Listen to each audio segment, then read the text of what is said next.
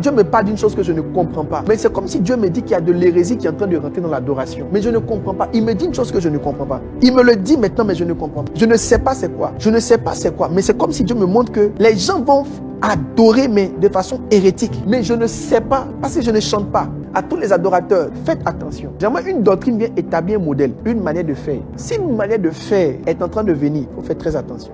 Si à un moment donné, les gens viennent nous enseigner qu'il y a des ondes, il y a des gammes, telle gamme déclenche tel niveau du Saint-Esprit, quelle note, faites attention. Je ne sais pas, mais Dieu m'a dit, il y a quelque chose qui va rentrer dans l'adoration. N'enseignez pas les choses que Dieu ne vous a pas expliquées.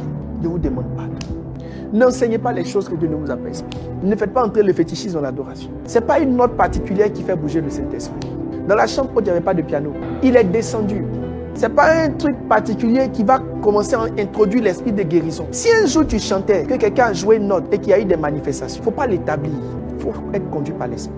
Je sens, mais je ne sais pas. Je ne connais pas grande chose dans l'adoration. Mais Dieu me le dit. Je vois comme doctrine de démon dans l'adoration. Ne mentez pas aux gens. Tout qu'on dit doctrine de démon, deux choses. La première chose, c'est qu'une doctrine de démon est une doctrine derrière laquelle un démon est. La deuxième chose, c'est qu'une doctrine de démon va créer une adoration à un démon. Comme on adore un démon? On adore un démon en faisant entrer de l'idolâtrie. C'est quoi de l'idolâtrie? L'idolâtrie, c'est lorsqu'on s'attache à la pratique et non à l'esprit qui est dans la pratique. Donc, si tu as joué une note, donne-moi une note quelque chose. Donne-moi une note là-bas.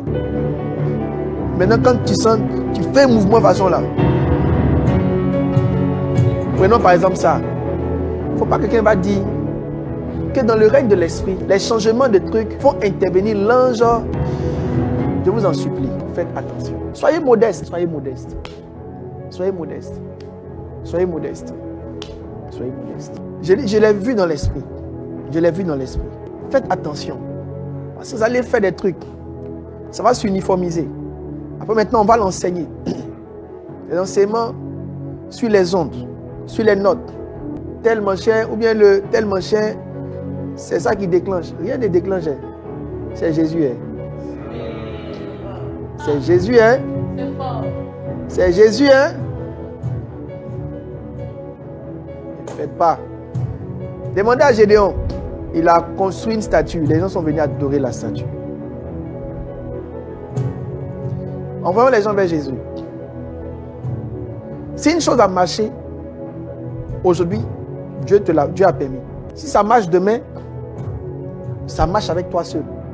Ça ne veut pas dire que ça marche avec tout le monde. Une doctrine, c'est prendre quelque chose que Dieu te dit à toi seul pour en faire un principe universel. Moi-même, quand vous copiez des gens, ne copiez pas tout. Ça peut être dans leur alliance. Quelqu'un peut peut-être faire sortir la doctrine de la mélodie qui accompagne les hommes de Dieu. Non, la musique, c'est vrai, on sait que Élisée a adoré avec un... Mais je vous dis, en matière de doctrine, tout ce qui est dans l'Ancien Testament ne compte pas dans la doctrine. Mettez ça dans votre tête. Tout ce qui devait être gardé a été réenseigné par Christ. Ce avec quoi on devait avancer là. En fait, le travail de Jésus, c'était de venir nous dire dans tout ce que vous avez vécu là. Voyez ce que vous gardez maintenant. Ça ne veut pas dire que l'Ancien Testament n'a pas son sens. Ça veut dire que certaines choses peuvent étayer des éléments. Mais pour que ça devienne une doctrine, quelqu'un peut prendre pour dire non, bon, c'est le signe que la musique fait bouger les esprits. Ok. Dans un cas précis, la musique a aidé toi, tes esprits à bouger. Mais je connais plusieurs qui n'ont pas besoin de mélodie. Une chose qui est attachée à toi, vous devez faire très attention. Le sensationnel est très dangereux. Le sensationnel est dangereux.